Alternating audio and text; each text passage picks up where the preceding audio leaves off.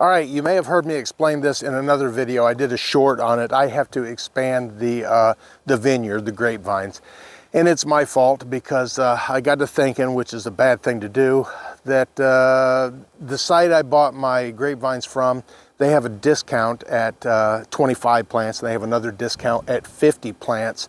And it's a pretty good discount, so I went ahead and ordered 50 of each variety. So I've got two varieties coming. I've got Concords and I've got Niagaras coming, 50 of each. So I got 100 grapevines to plant in about a month. So I really need to get busy, and I need to get my space set up where I'm going to plant them. Now, back here, I actually started this back when I started the still yet to be finished greenhouse. I started putting these trellises in because I knew I was going to have grapevines. I just didn't know how many I was going to get, or I didn't know I was going to get this many at the time. So I set up my original rows here at 10-foot spacing, and I did like a 120-foot row or something like that. But anyways, I've expanded this, and what I've done is I've pulled out every other post. So now I've got 20-foot spacing between my poles. What my original plan was 10-foot spacing, like I did my starter, my experimental grapevines over there. I was going to do 10-foot spacing and one plant in the middle. Now I'm going to go 20-foot spacing. I'm going to put 3 plants in the middle. So I'm just going to kind of crowd one in there just a little bit more. So this will be 160 feet, I think, here. So I should be able to get a bunch of plants in here, 25, 28, something like that. I can't remember. Math is hard. But anyways, behind the camera, I have set up 2 more rows here. I increased the distance between my end posts. So I've got rows that are in a line. The 120 footers back here, and these are 110 feet. Originally planned, I was going to do 10 foot in between them, and I thought I need to get a little bit more in there. So I've spaced these, or I'm going to space these. I've already laid out the marks on it. 15.7 feet apart. Gives me not quite as much distance between the poles, but I'm only going to put 2 plants in between these poles. So that'll give me 28 plants down here. So I've got my end posts already in the ground. Now I need to drill some more holes and put some more posts in the ground because the plants are coming, and I need to get everything ready. Not to mention I've got to do some dirt work and everything here, but I've only got limited time because I only have the weekends to work on this stuff. So anyways, I got to get busy.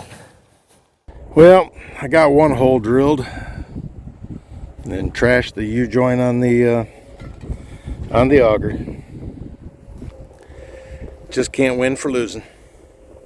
Okay, so I got the U-joint fixed on the auger, and I went ahead and got my post holes drilled, the 2 I started with, and I had to drill the other 12 over here for the other end of the grapevines. I've got some marks on here. I've got a string hanging here, and it's hard to tell, but believe it or not, the poles are pretty well lined up. And I use this to kind of get the contour of the hillside here, and when the wind's not blowing, it actually hangs pretty close on here. So I've got some lines marked there. I'm going to come down about 2 inches below those, drill holes all through these, get these big eye bolts put in the big posts there on the end, get my augers in, all my cables in and everything, and get this thing buttoned up. Because like I said, I've only got about a month and the plants are going to be here, so I've got to get moving.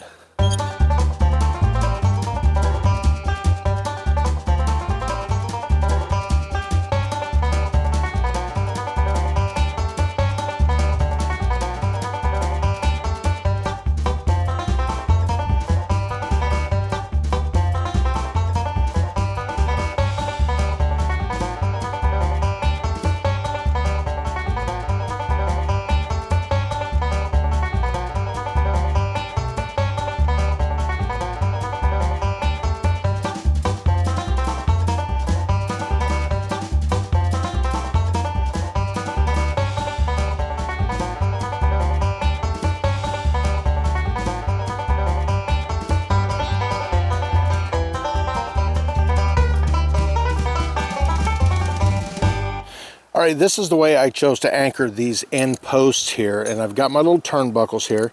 Now, normally I used cable clamps and all that kind of good stuff, but this time I'm going to use 9-wire. I'm going to put glasses on because this stuff kind of flops around a little bit and can be very dangerous. It's a little springy. So what I'm going to do is take a piece of this 9-wire here, run it through one of the eyes on there, And I'm gonna run it about 6 or 8 inches past that hook. Then I'm gonna pull this down. I want to get a really tight bend on that, so I'll overbend it and then bend it back. And this gets to be a pain because it wants to flop around on you. And then I'm going to cut these equal lengths. See, that's that could have got me there, but luckily I got my glasses on and I got out of the way. So I'll cut this, and then I'm going to take it and run it through the eye on here. One way, the other one I'm going to run the other way. I'll pull that down kind of tight. Definitely want to wear gloves too. Then I'm going to pull these up and I'm going to wrap it around the top just a little bit. Same thing on this one. We'll pull it up and wrap it around the top. Now I'm going to wrap these around here clockwise, same way I screwed the auger down in the ground there, the anchor. And this is a form stake. This goes down in the ground, forms get nailed to it for pouring concrete. It's got holes in it for nails or screws, so I'm going to put this on top of that, or over that. Then I'm going to take this and wrap it around there, because what that's going to do is wrap it extremely tight around my 2 strands that I've got going up there. Now this stuff is very stiff, so the chances of it unwinding are going to be extremely slim. So I'll wrap the one around here, and with the diameter of this bar here, it gives me a gap in between them, which is fine because the other one is going to get wrapped the same way, and it's going to go in between those.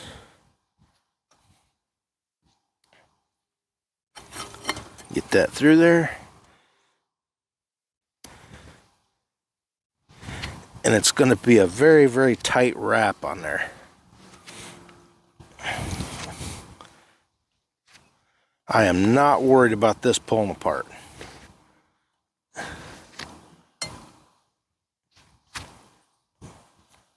Now the one thing I do worry about are these 2 pieces that are sticking off there, the little tails. When you cut it with lineman's pliers, it leaves a very sharp cut. It pinches it and breaks off when it gets down to its thinnest point there, and that can be a little bit dangerous there. So I'm probably going to snip those off a little bit more, which is still going to leave a sharp edge, but it I'll take a file and hit those, and then maybe wrap some tape around it or something. Now I'm going to put my rod through here, and I'm going to give it another turn or 2 on the anchor.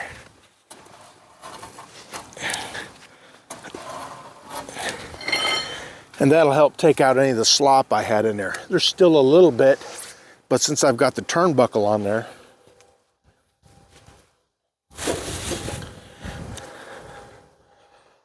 I can go ahead and tighten it up some more. Now I don't want to tighten it too much right now because I've still got to put my wire going from this end post to the other end post, and that'll allow me to tighten it up so that the weight of the grapes pulling down on it will keep these from going in. I can just keep tightening it up. I've got plenty of adjustment. I can screw this down in more if I need to. I can adjust my turnbuckle, and I can also tighten this nut up here, which will pull that cable in some. All right, it's a beautiful sunny day out here today, and I got to get the wire up between all those posts. So I've got a little bit of leftovers here. So what I'm going to do is I'm going to wire this between these posts. And the reason I'm going to do that is because if you've ever unwrapped one of these coils of 9-wire, it can be a big problem. It will spring out everywhere, and it becomes a tangled up mess. So this is just going to be where I'm going to stretch it between here. I'm going to hang the coils on here. But I've got 2 rows I'm going to put on here, so I'm going to go ahead and string these between the 2 rows. And look for the end of your wire. There it is. So not the ideal thing to do it with, but it's what I'm working with right now. So I'm going to get these tags cut off of here and get the tape cut off. And I'm just going to do one at a time because I'm going to string one side, then I'm going to do the other side. All right, when you cut this last one, this is usually where it all breaks loose.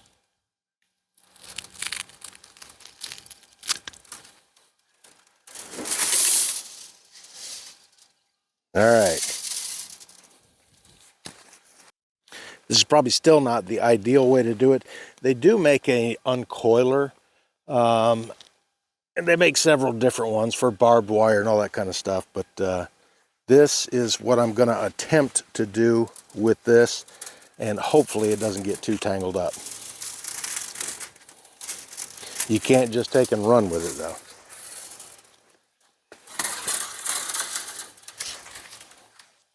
This is going to take me a while.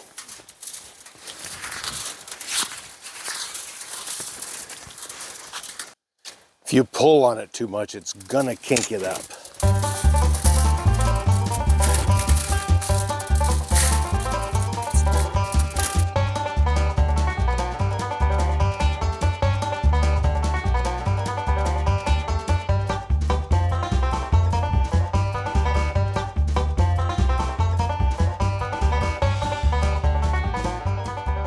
Okay, I finally got the wire pulled all the way down to this end, and I've got it through the eye of the eye hook there, eye bolt.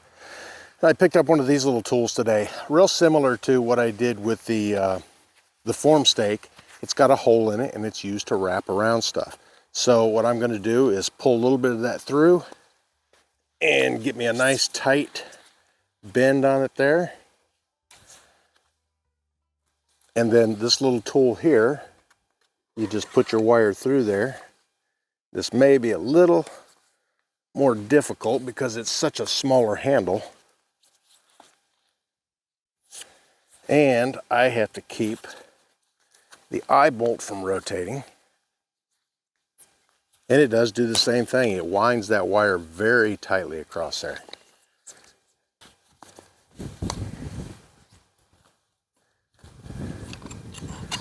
All right, I am not going to wind it any more than that for right now because I need to get this kind of straightened out some. And then I've got to tighten up the cable, and that's probably some of the reason why it's twisted like that. Yeah, I'm going to go to the other end, do that end, and then I can get it tightened, and this will probably be a little easier to wrap around there. So I'm not going to cut that off just yet. Now I'm at the other end here, and I want to pull this as tight as I can. And I want to allow myself a little bit of room to wrap that on there. Or a lot of room.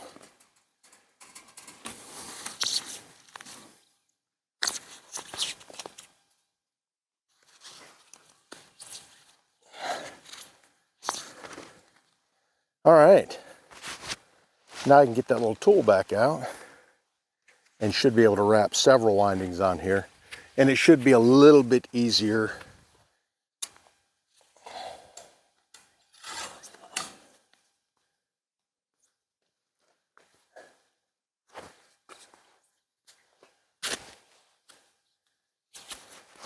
Yeah, it's a whole lot easier once it's stretched semi-tight.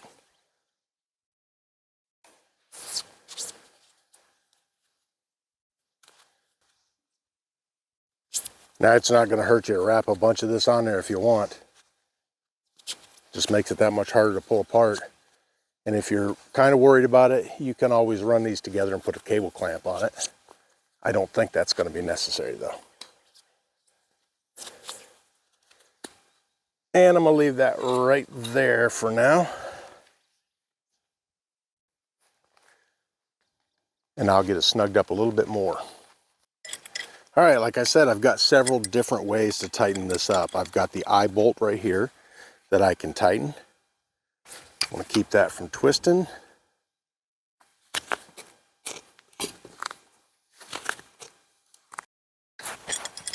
That's all I'm going to put on that right now. I've got, boy, that is really tight there. I've got the actual turnbuckle that can be twisted also, and I've got the same thing on the other end there, so I really got a lot of adjustment. I can even twist the anchor down in the ground if I need to anymore.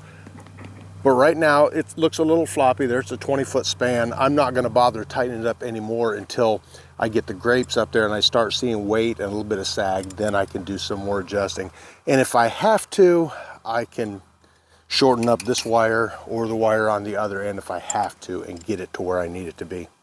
But anyways, that's putting up the big vineyard, I guess. I mean, it all depends on, I guess it's relative.